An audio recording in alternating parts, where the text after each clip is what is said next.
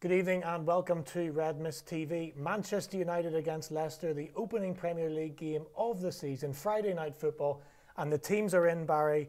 And I must say, I'm excited about this because I actually think that Jose Mourinho has been playing us all for a fool with some of his deception tactics, and we've talked about the kind of cloud of misery that he's been that's been carrying and following him all this pre-season. But I'm just starting to wonder if he has actually been playing us for a fool, because he's thrown in some massive curveballs in there. You know, for me, we've put the team sheet up on the right-hand side of the screen. You know, like the massive story is Paul Pogba straight back into the team as captain. Jose did say that the 3 or 4 World Cup players, in inverted commas as he calls them, were probably not going to make it for this block of 3 games before the international break. But that's typical. He's known that beforehand. So why even come out with that comment? Well, he's trying to pull the wool over our eyes. Yeah, and that's what I want. I want to see that. So if all those players were missing from the team sheet, I'm thinking, you know what you see is what you get with Jose, and that's not what we want. We want to be fooled by Jose. We want him to pull a couple of rabbits out of the hats. He kind of alluded, I think, or inferred that if he was going to play any of the World Cup players, that it might be Lukaku that gets a game, but it's Pogba, the much maligned Paul Pogba under Jose Mourinho, and the big story straight in as captain. So it's absolutely fantastic. I'm excited about this now because, to me, the big story isn't his team sheet. The big story is Jose Mourinho, that I think he is mugging us all off here, and maybe he does still have that glint in the eye that he really wants to be in that job, and he's playing the game a wee bit. Yeah, I think there's a couple of massive calls tonight for the team. Paul Pogba, you know, Jose after the World Cup, Pogba is a World Cup winner, but yet Jose failed to come out and laud any real kind of congratulatory messages. Said he had to, I hope he now sees what a leader is or what you have to do to win, and I hope he understands. But so maybe he's setting the stall out tonight. He's saying, there you go, big lad, you've won the World Cup. Let's go win the Premier League with us. The other big story as well, I mean, you touched on it, Lukaku. Rashford's been given the number 10 jersey, and straight away Jose's going, boom, you get out there, you lead the line. Yeah, and look, we don't quite know how it's going to set up. I wonder if this is how it's going to be with Rashford through the middle. You could play about with it a few different ways. You know, Alexis could play through the middle, and maybe Mata could play on the left. You know, there's loads of different ways of doing it. I think they'll change it throughout the night. You know, the one sort of drawback for me, I predicted it last night, was that Mata would play.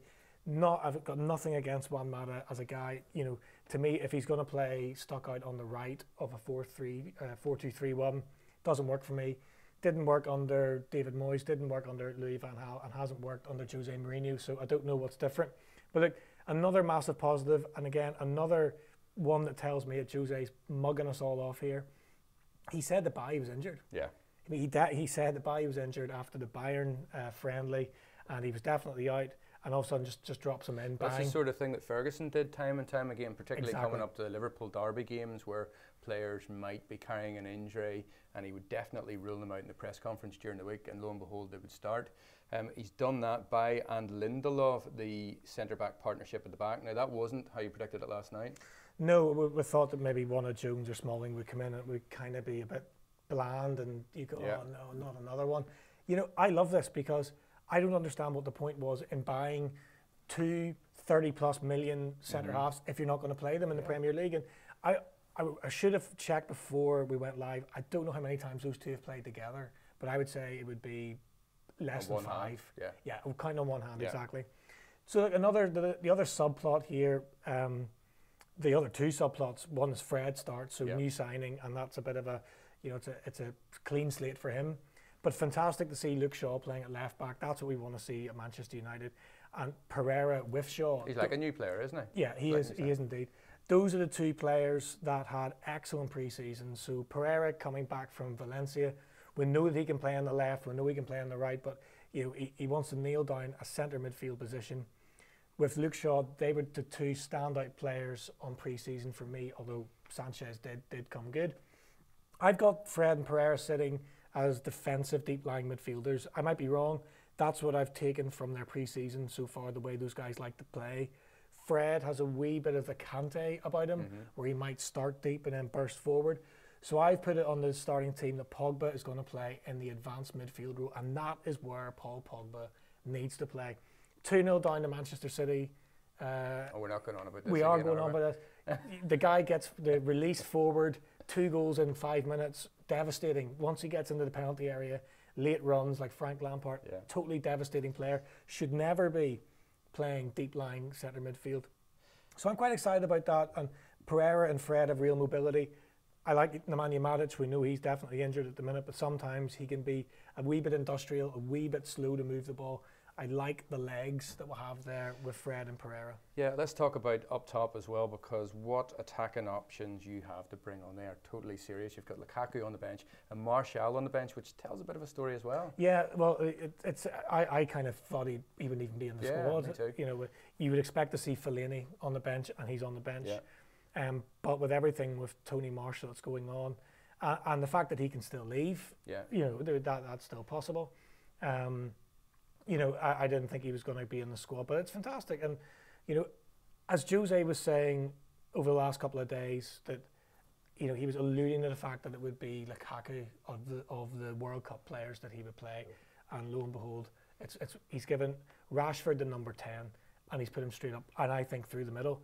It's interesting as well, because when the Bayern friendly came and some of the squad numbers were announced and that Rashford was given the number 10, because pre-season was going so badly for Jose, he looked a fraction of himself. There wasn't much of a good vibe around the team. I just wondered, was Jose giving Rashford the number 10 shirt to appease the fans, to say, you know, he's accused of not developing players. He's accused of not bringing through young players. He's accused of signing 30-year-olds. Well, here's my vote of confidence and trust in a product of the youth academy at Manchester United. Marcus Rashford, now our number 10. And in fairness to Jose Mourinho, Rashford played a lot of games last season from the bench, but his form was sketchy. And that is one of the big factors coming into this season, because although we had a big points tally last season and it was a definite move forward, United were inconsistent in their performances. So we would lose to Brighton away 1-0, and then Rashford would score twice against Liverpool and beat them 2-1 at Old Trafford. Yeah, that's what they've got to stamp out this season. But Rashford has been inconsistent, but I am very excited. Yeah, I mean, he has. I totally take your point, but what I would say about Marcus Rashford, I remember when he came on the scene, he was actually over here playing in the Milk Cup for Manchester United. I saw his potential then. It wasn't difficult to do that, but he's still young, so he's still in that development phase. And let's face it, not a lot of players who are going to play that role are going to, you know, get that expertise until they get kind of mid-20s, I would say. So there's time yet for Rashford. What else was I going to touch on? Yes, just in saying as well, one of your ex-players, Johnny Evans, doesn't make the bench for... we thought he might be injured. But Maguire, who we talked about so much in pre-season, he actually does start alongside Wes Morgan. So Rashford, he really has the chance to either prove Jose right or wrong, if you think about it, because tonight, let's say the two England guys up against one another. Yeah, well, I don't think Jose can be proved wrong or right, because I think Jose wanted the player at the club. You know, if he has a shocker, you might be thinking, phew, bullet dodged, for all concerned. But I like Maguire. It's very interesting to see how that all shapes up, and the imbalance of this team. If there is a slight imbalance, it comes from Juan Mata. Because there are a couple of different ways that they could juggle this around, but if he's playing on the right, which we think he is, not a good position for him.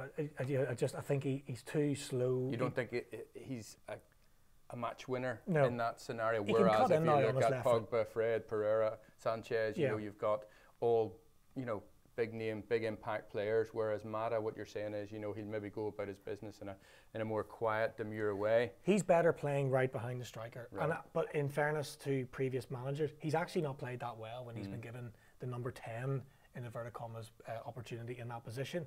You know, here's another dynamic that Manchester United have to solve this season if it's going to work. So Pogba needs to be released to get forward, but we know Pogba likes to drift onto the left side of the pitch, and he likes that as a starting position. But you know, one massive problem last season was that we couldn't get Pogba and Alexis to play in the same team.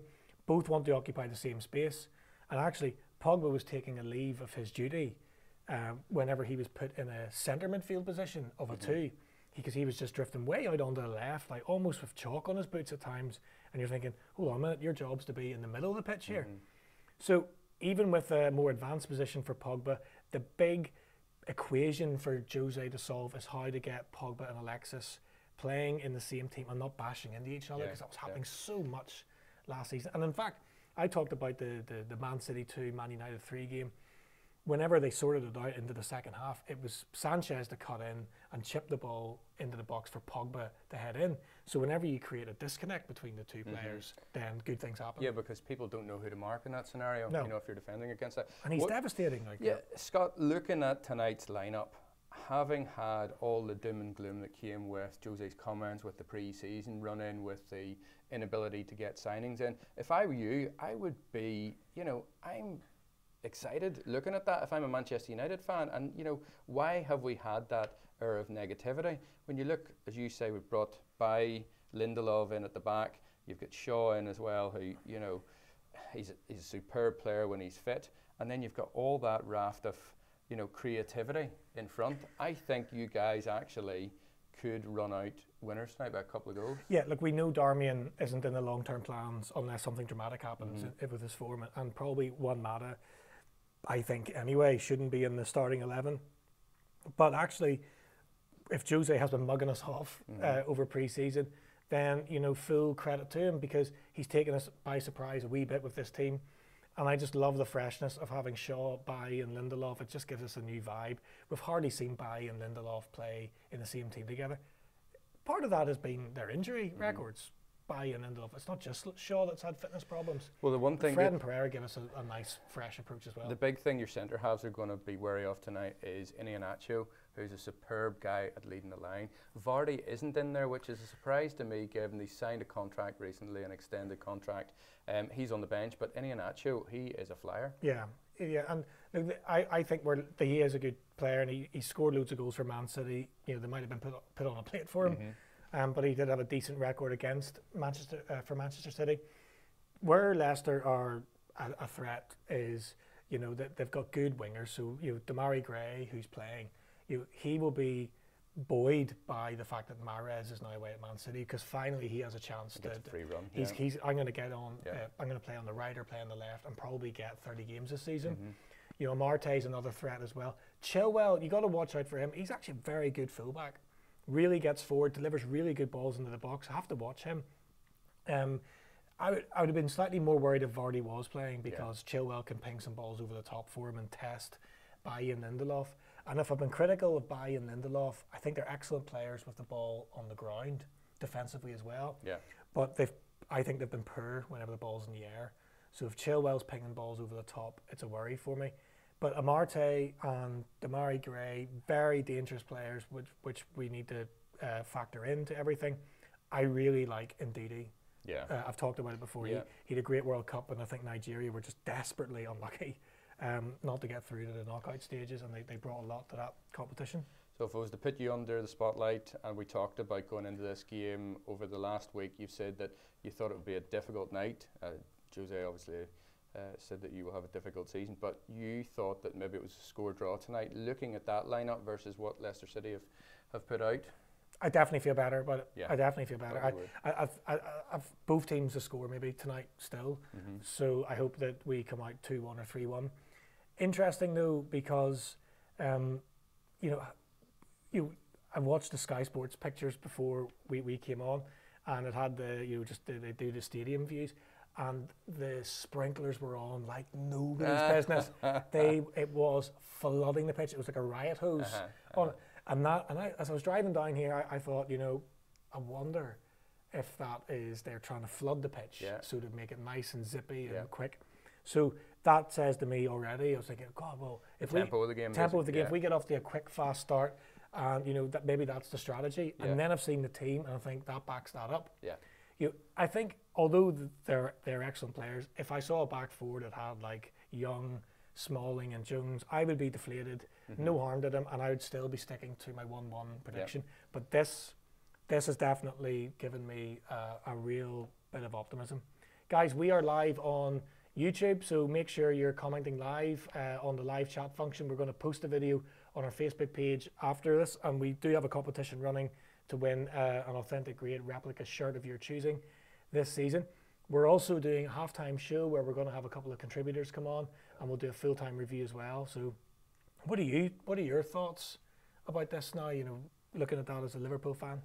I think, you know, thinking logically, I, like you, think Leicester City will score tonight. I think that's the case because this back four haven't been tested as a combination in recent games. I see Manchester United now winning by 2-1.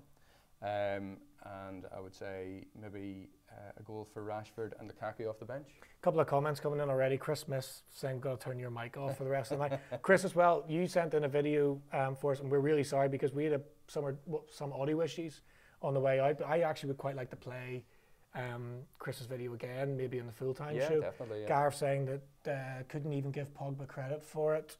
Not sure what you mean by that, but Valencia isn't fit. Right, so I don't know, are you saying that Valencia's captain if he starts and Pogba's not only captain? Because, I don't know, I would actually love that not to be the case, because what a vote of confidence that would be for Pogba. And I think if you look at his sort of, you know, gladiator style. You know, it's a strange one for me because and if you saw the pictures of him in the French dressing room, I have done, but fantastic. You know, yes and no. He's a bit flamboyant. He's a bit of a character who isn't necessarily one who I would see to have the stability to be a long-term captain. Let's put it that way. He's a World Cup winner. He's a central midfielder and one of the best in the world. So why not? Yeah. So there's two sides to that for me. Now, look, someone who's been massively critical of Pogba over the last season, overly critical, is Graham Souness. Your former manager, captain, player, everything. And obviously just a world-class midfielder in his day. Now, where I agree with Souness, and I've said it a few minutes ago, is that Pogba, when he was playing centre midfield last season, just wanted to drift out to the left. So this is maybe slightly different because he's going to be playing further forward, which gives him a bit more of a licence, we think. But if Pogba was playing where we have Fred or Pereira, if Pogba's going to be the Manchester United captain, then I agree with Souness. He's got to stay in the centre of the pitch. And a captain and a leader doesn't shirk responsibility on the pitch. And I think at times he's drifted out to the left because he hasn't been comfortable and he wants to get a sure footing on the ball where he's comfortable, and he's been avoiding big challenges. So if he's going to play centre midfield and if he's going to be the Man United captain, he has to stay in the middle of the pitch and put rough tackles in and be the dominant force that he can be. You know, I was at a match and it was a hospitality match, and I had the privilege of being within an arm's length. And he is a giant. He is enormous. You think Lukaku is big, which he's a big tank, but Pogba has this sort of like dominant height, and a sort of Herculean guy. Got to be in the centre midfield. Got to be putting rough, hard tackles in. Yeah, but he also very competitive. He needs to be stable in there, Scott. And by that I mean he has a tendency to be rash when things get a bit hot and heavy. So you know, if he's going to be a leader for Manchester United, a club of that ilk, what they're going to want to see is somebody who can be consistent, who can be barking out the orders, but not actually, you know, get himself sent off. I know what Gareth's saying now. He's come back to us. The issue is that Jose's obviously given his pre-match press conference, which we're not seeing at the minute, because we're on air. But Jose's basically said, "Why is Paul Pogba captain?" He was asked, and he said, "Because Valencia is not fit." Now I get that, and that Gareth is where we get frustrated with Jose. I think we're all in the same boat. Even for me as a Liverpool fan looking in, for goodness sake, praise the guy. You know, he's your team leader. Again, back to if you run a company, it's successful. You know, your top salesman, whoever, you'd be patting him on the back and saying, "Look at this guy. Look what he does for me. Look what he does for the team. Look what he brings." It's a fine balance. Maybe he doesn't want to get ahead of himself. I get that, but you know, if Jose just said he's captain because he's World Cup winner and he's one of our best players, and that's why he's captain, you know, and we started the show and I said, you know, Jose's been mugging us off, and he's back. You know, he's got the glint in his eye again. He's messing with our heads. When he says something like that, you think, oh, you know, a lot of the credit you've just given him for is taken away. I don't know. Look, it's just a pre-match comment. Let's see how it goes tonight. Let's see how it goes. If Pogba storms it tonight, it's going to be a masterstroke. Yeah, and I think Jose could, you know, give himself the credit of making a masterstroke. He probably will, as opposed to saying that before the match. Yeah, saying he's captain because he's one of our best players, and I picked him as captain. Yeah, exactly. Chris just makes one final comment, and he says he doesn't think that you guys will get out too handily because there's no out-and-out target man up front. And I'm thinking he's meaning Lukaku there. Can Rashford play the line tonight?